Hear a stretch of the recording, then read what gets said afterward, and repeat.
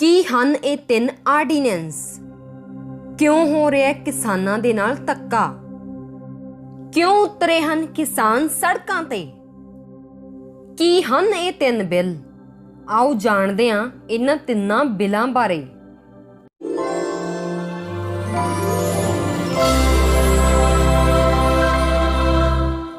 ਮੇਰੇ ਵੱਲੋਂ ਸਾਰਿਆਂ ਨੂੰ ਸਤਿ ਸ਼੍ਰੀ ਅਕਾਲ। ਅਸੀਂ ਭਾਰਤ ਵਾਸੀ ਇੱਕ ਲੋਕਤੰਤਰੀ ਰਾਜ ਵਿੱਚ ਰਹਿੰਦੇ ਹਾਂ। ਲੋਕਤੰਤਰ ਲੋਕਾਂ ਦੀ, ਲੋਕਾਂ ਦੁਆਰਾ, ਲੋਕਾਂ ਲਈ ਚੁਣੀ ਗਈ ਸਰਕਾਰ ਹੁੰਦੀ ਹੈ। ਪਰ ਅੱਜ ਲੋਕਤੰਤਰ ਦੇ ਚਲਦੇ ਕਿਸਾਨਾਂ ਨਾਲ, ਮਜ਼ਦੂਰਾਂ ਨਾਲ ਸ਼ਰੇਆਮ ਧੱਕਾ ਹੋ ਰਿਹਾ ਹੈ। ਅੱਜ ਦੇ ਸਮੇਂ ਵਿੱਚ ਬਹੁਤ ਸਾਰੇ ਨੌਜਵਾਨ ਇਸ ਭਖਦੇ ਮਸਲੇ ਤੋਂ ਅਣਜਾਣ ਹਨ ਕਿ ਸਾਰੇ ਕਿਸਾਨ ਸੜਕਾਂ 'ਤੇ ਆਖਿਰ ਕਿਉਂ ਆ ਗਏ ਹਨ। ਕਰੋਨਾ ਵਰਗੀ ਭਿਆਨਕ ਮਹਾਮਾਰੀ ਦੇ ਦੌਰਾਨ ਇੰਨੀ ਗਰਮੀ ਵਿੱਚ ਆਪਣੇ ਸਾਰੇ ਕੰਮ ਛੱਡ ਕੇ, ਸਭ ਕੁਝ ਭੁਲਾ ਕੇ ਕਿਉਂ ਕਿਸਾਨ ਸੜਕਾਂ 'ਤੇ ਧੱਕੇ ਖਾ ਰਹੇ ਹਨ? ਇਹ ਸਭ ਕੁਝ ਸਰਕਾਰ ਦੁਆਰਾ ਪਾਸ ਕੀਤੇ ਗਏ ਤਿੰਨਾਂ ਬਿੱਲਾਂ ਦਾ ਹੀ ਨਤੀਜਾ ਹੈ, ਜੋ ਕਿ ਕਿਸਾਨਾਂ, ਮਜ਼ਦੂਰਾਂ ਅਤੇ ਆਮ ਨਾਗਰਿਕਾਂ ਦੇ ਹੱਕ ਵਿੱਚ ਨਹੀਂ ਹਨ। ਸਭ ਤੋਂ ਪਹਿਲਾ ਆਰਡੀਨੈਂਸ ਹੈ The Farmers Produce Trade and Commerce Bill 2020। ਇਸ ਆਰਡੀਨੈਂਸ ਦੇ ਅਧੀਨ ਸਰਕਾਰ ਮੁਫਤ ਮਾਰਕੀਟ ਲੈ ਕੇ ਆ ਰਹੀ ਹੈ, ਭਾਵ ਲੋਕਲ ਦਾਣਾ ਮੰਡੀਆਂ ਖਤਮ ਕਰ ਰਹੀ ਹੈ। ਸਰਕਾਰ ਦੇ ਅਨੁਸਾਰ ਕਿਸਾਨ ਇਹਨਾਂ ਦਾਣਾ ਮੰਡੀਆਂ ਤੋਂ ਇਲਾਵਾ ਹੋਰ ਕਿਤੇ ਵੀ ਜਾ ਕੇ ਆਪਣੀ ਫਸਲ ਵੇਚ ਸਕਦੇ ਹਨ। ਪਰ ਸੋਚਣ ਵਾਲੀ ਗੱਲ ਤਾਂ ਇਹ ਹੈ ਕਿ ਜੋ ਕਿਸਾਨ, ਖਾਸ ਕਰਕੇ ਛੋਟਾ ਕਿਸਾਨ, ਕਿਸੇ ਦਾ ਟਰੈਕਟਰ ਟਰਾਲੀ ਮੰਗ ਕੇ ਆਪਣਾ ਅਨਾਜ ਮੰਡੀ ਵਿੱਚ ਜਾ ਕੇ ਵੇਚ ਕੇ ਆਉਂਦਾ ਹੈ, ਉਹ ਵਿਚਾਰਾ ਕਿਵੇਂ ਕਿਤੇ ਹੋਰ ਜਾ ਕੇ ਆਪਣਾ ਅਨਾਜ ਵੇਚ ਸਕਦਾ ਹੈ। ਪਰ ਸਰਕਾਰ ਨੇ APMCs agriculture produce market committee, ਭਾਵ ਲੋਕਲ ਦਾਣਾ ਮੰਡੀਆਂ ਨੂੰ ਖਤਮ ਕਰ ਦਿੱਤਾ ਹੈ। ਇਸ ਆਰਡੀਨੈਂਸ ਦੇ ਅਨੁਸਾਰ ਵੱਡੇ ਵੱਡੇ ਉਦਯੋਗਪਤੀ ਵੀ ਕਿਸਾਨਾਂ ਤੋਂ ਉਹਨਾਂ ਦੀ ਫਸਲ ਖਰੀਦ ਸਕਣਗੇ। ਉਹ ਪਹਿਲਾਂ ਤਾਂ ਮਹਿੰਗੇ ਭਾਅ 'ਤੇ ਕਿਸਾਨਾਂ ਦੀ ਫਸਲ ਦੀ ਖਰੀਦ ਕਰਨਗੇ ਤਾਂ ਜੋ ਮੰਡੀਆਂ ਖਤਮ ਕੀਤੀਆਂ ਜਾ ਸਕਣ, ਪਰ ਬਾਅਦ ਵਿੱਚ ਇਹ ਆਪਣੀ ਮਨਮਾਨੀ 'ਤੇ ਉਤਰ ਆਉਣਗੇ ਅਤੇ ਮਰਜ਼ੀ ਅਨੁਸਾਰ ਹੀ ਫਸਲਾਂ ਦੇ ਭਾਅ ਲਗਾਉਣਗੇ, ਜਿਵੇਂ ਕਿ ਅਜੋਕੇ ਸਮੇਂ ਦੇ ਵਿੱਚ ਆਲੂ, ਮੱਕੀ ਅਤੇ ਪਿਆਜ਼ ਦੀ ਫਸਲ ਨਾਲ ਹੋ ਰਿਹਾ ਹੈ। ਅਜਿਹਾ ਹੀ ਅੱਜ ਤੋਂ ਕਈ ਸਾਲ ਪਹਿਲਾਂ 2006 ਵਿੱਚ ਬਿਹਾਰ ਵਿੱਚ ਕੀਤਾ ਗਿਆ ਸੀ, ਜਿਸ ਨੂੰ ਨਵੀਂ ਕ੍ਰਾਂਤੀ ਦਾ ਨਾਂ ਦਿੱਤਾ ਗਿਆ ਸੀ, ਪਰ ਜੋ ਬੁਰੀ ਤਰ੍ਹਾਂ ਨਾਲ ਘਾਟੇ ਵਿੱਚ ਰਿਹਾ, ਜਿਸ ਦੇ ਸਿੱਟੇ ਵਜੋਂ ਬਿਹਾਰ ਦੇ ਕਿਸਾਨਾਂ ਦਾ ਹਾਲ ਬਹੁਤ ਹੀ ਬੁਰਾ ਹੋਇਆ। ਉਹਨਾਂ ਦਾ ਵਾਲ ਕਰਜ਼ਾਈ ਹੋ ਗਿਆ ਤੇ ਉਹ ਪੰਜਾਬ ਵਰਗੇ ਸੂਬਿਆਂ ਦੇ ਵਿੱਚ ਦਿਹਾੜੀਆਂ ਕਰਨ ਲਈ ਮਜਬੂਰ ਹੋ ਗਏ। ਪੰਜਾਬ ਤੇ ਹਰਿਆਣਾ ਦੇ ਕਿਸਾਨ ਤਾਂ ਇੱਥੋਂ ਤੱਕ ਵੀ ਕਹਿ ਰਹੇ ਹਨ ਕਿ ਜੇ ਭਾਰਤ ਦੇ ਦੂਜੇ ਰਾਜਾਂ ਵਿੱਚ ਇਹ ਆਰਡੀਨੈਂਸ ਸਹੀ ਰਿਹਾ ਤਾਂ ਅਸੀਂ ਖੁਦ ਹੀ ਇਸ ਆਰਡੀਨੈਂਸ ਨੂੰ ਮੰਨ ਲਵਾਂਗੇ।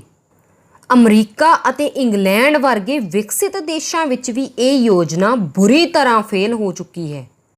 ਭਾਵੇਂ ਕਿ ਸਰਕਾਰ ਪੂਰੀ ਜੋਸ਼ ਨਾਲ ਕਹਿੰਦੀ ਹੈ ਕਿ ਅਸੀਂ MSP, ਭਾਵ ਮਿਨੀਮਮ ਸਪੋਰਟ ਪ੍ਰਾਈਸ ਬੰਦ ਨਹੀਂ ਕਰਾਂਗੇ, ਤਾਂ ਫਿਰ ਉਹ ਬਿੱਲ ਵਿੱਚ ਇਸ ਬਾਰੇ ਕਿਉਂ ਨਹੀਂ ਲਿਖਦੇ? ਸਿਰਫ ਜ਼ੁਬਾਨੀ ਹੀ ਕਿਉਂ ਹਵਾਈ ਮਹਿਲ ਉਸਾਰਦੇ ਹਨ? ਪੰਜਾਬ ਅਤੇ ਹਰਿਆਣਾ ਵਿੱਚ ਲੋਕਲ ਦਾਣਾ ਮੰਡੀਆਂ ਉੱਤੇ 6% ਟੈਕਸ ਲੱਗਦਾ ਹੈ। ਉਸੇ ਟੈਕਸ ਨਾਲ ਪੰਜਾਬ ਦੇ ਪਿੰਡਾਂ ਦੀਆਂ ਸੜਕਾਂ ਬਣਦੀਆਂ ਹਨ ਅਤੇ ਪਿੰਡਾਂ ਨੂੰ ਗ੍ਰਾਂਟਾਂ ਵੀ ਆਉਂਦੀਆਂ ਹਨ।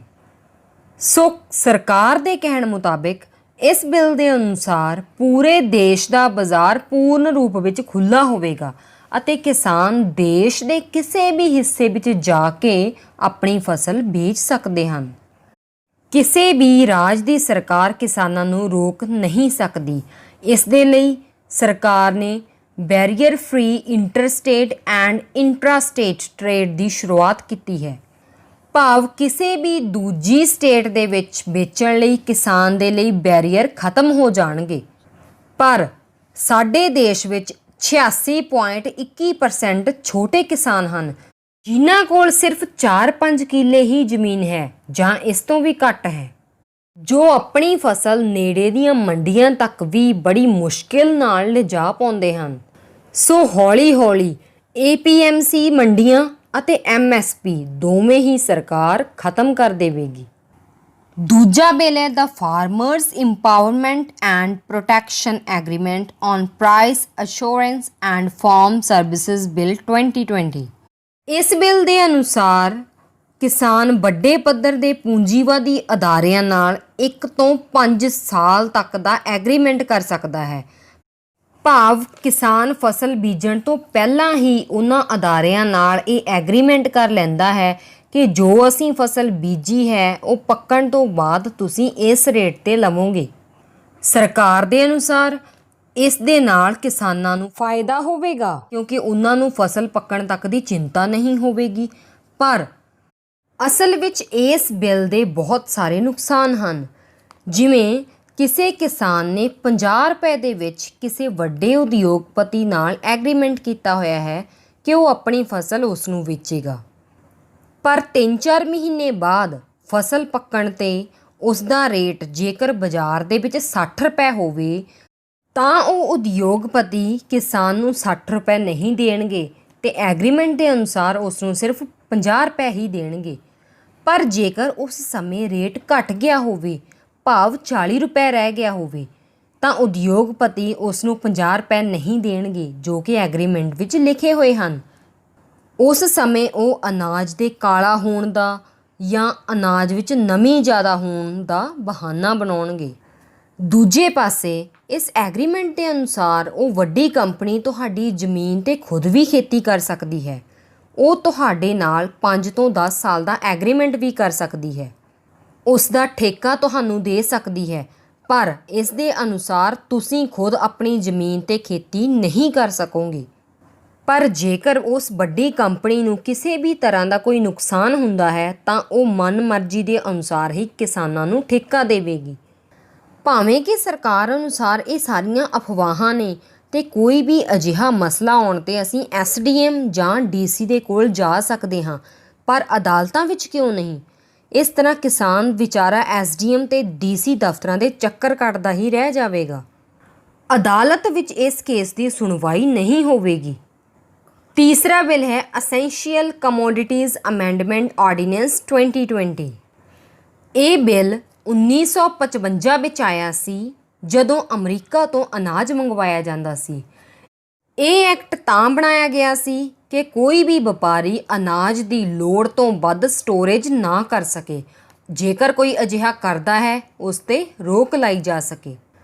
ਪਰ ਸਰਕਾਰ ਅਨੁਸਾਰ ਸਾਨੂੰ ਹੁਣ ਇਸ ਕਾਨੂੰਨ ਦੀ ਕੋਈ ਲੋੜ ਨਹੀਂ। ਸੋ ਸਰਕਾਰ ਆਲੂ, ਪਿਆਜ਼, ਦਾਲਾਂ ਅਤੇ ਹੋਰ ਜ਼ਰੂਰੀ ਵਸਤੂਆਂ ਨੂੰ ਅਸੈਂਸ਼ੀਅਲ ਕਮੋਡਿਟੀਜ਼ ਤੋਂ ਬਾਹਰ ਕਰ ਰਹੀ ਹੈ। ਭਾਵ ਹੁਣ ਵਪਾਰੀ ਜਿੰਨਾ ਚਾਹੇ ਓਨਾ ਸਟੋਰ ਕਰ ਸਕਦੇ ਨੇ, ਕਿਉਂਕਿ ਜ਼ਿਆਦਾ ਸਟੋਰ ਨਾ ਕਰਨ ਵਾਲੇ ਐਕਟ ਦਾ ਖਾਤਮਾ ਕਰ ਦਿੱਤਾ ਗਿਆ ਹੈ। ਇਸ ਐਕਟ ਦੇ ਵੱਡੇ ਨੁਕਸਾਨ ਸਾਰੀ ਜਨਤਾ ਨੂੰ ਭੁਗਤਣੇ ਪੈਣਗੇ ਕਿਉਂਕਿ ਵਪਾਰੀਆਂ ਨੇ ਕਿਸਾਨਾਂ ਤੋਂ ਸਸਤੇ ਰੇਟਾਂ 'ਤੇ ਅਨਾਜ ਜਾਂ ਹੋਰ ਜ਼ਰੂਰੀ ਵਸਤੂਆਂ ਖਰੀਦ ਕੇ ਸਟੋਰ ਕਰ ਲੈਣੀਆਂ ਹਨ ਅਤੇ ਮਾਰਕੀਟ ਵਿੱਚ ਇਹਨਾਂ ਚੀਜ਼ਾਂ ਦੀ ਕਮੀ ਆਉਣ 'ਤੇ ਇਹਨਾਂ ਨੂੰ ਮਹਿੰਗੇ ਭਾਅ ਉੱਤੇ ਵੇਚਣਗੇ। ਜਿਵੇਂ ਕਿ ਪਿਛਲੇ ਕਈ ਸਾਲਾਂ ਤੋਂ ਆਪਾਂ ਪਿਆਜ਼ ਦਾ ਭਾਅ ਦੇਖਦੇ ਹੀ ਆਏ ਹਾਂ, ਕਿਵੇਂ ਅਸਮਾਨ ਨੂੰ ਛੂਹ ਰਿਹਾ ਸੀ। ਇਸੇ ਤਰ੍ਹਾਂ ਹੀ ਹੁਣ ਸਾਰੀਆਂ ਫਸਲਾਂ ਦੇ ਭਾਅ ਹੋਣਗੇ। ਇਸ ਦਾ ਸਿੱਧਾ ਫਾਇਦਾ ਵੱਡੇ ਵਪਾਰੀਆਂ ਨੂੰ ਹੋਵੇਗਾ ਜੋ ਵੱਡੇ ਪੱਧਰ 'ਤੇ ਚੀਜ਼ਾਂ ਖਰੀਦ ਕੇ ਸਟੋਰ ਕਰ ਲੈਣਗੇ, ਅਤੇ ਨੁਕਸਾਨ ਆਮ ਜਨਤਾ ਦਾ। ਸੋ ਕਿਸਾਨਾਂ ਦਾ ਕਹਿਣਾ ਹੈ ਕਿ MSP ਸਾਡਾ ਅਧਿਕਾਰ ਹੈ, ਇਸ ਨਾਲ ਕੋਈ ਵੀ ਛੇੜਖਾਨੀ ਨਾ ਕੀਤੀ ਜਾਵੇ ਅਤੇ ਇਹ ਸਾਨੂੰ ਲਿਖਤੀ ਰੂਪ ਵਿੱਚ ਦਿੱਤਾ ਜਾਵੇ। ਦੂਜਾ, APMC ਮੰਡੀਆਂ ਦਾ ਸੁਧਾਰ ਕੀਤਾ ਜਾਵੇ ਤਾਂ ਜੋ ਉੱਥੋਂ ਇਕੱਠੇ ਕੀਤੇ ਜਾਂਦੇ ਟੈਕਸ ਨਾਲ ਪਿੰਡਾਂ ਦਾ ਵਿਕਾਸ ਕੀਤਾ ਜਾ ਸਕੇ। ਇਸੇ ਵਾਸਤੇ ਹਰ ਰੋਜ਼ ਕਿਸਾਨਾਂ ਦਾ ਇਕੱਠ ਵੱਧਦਾ ਹੀ ਜਾ ਰਿਹਾ ਹੈ। ਨੌਜਵਾਨ ਵਰਗ, ਮਜ਼ਦੂਰ, ਕਿਸਾਨ, ਬਜ਼ੁਰਗ, ਗਾਇਕ, ਸਮਾਜ ਸੇਵੀ ਸਾਰੇ ਮਿਲ ਕੇ ਇਹਨਾਂ ਬਿੱਲਾਂ ਦਾ ਵਿਰੋਧ ਕਰ ਰਹੇ ਹਨ।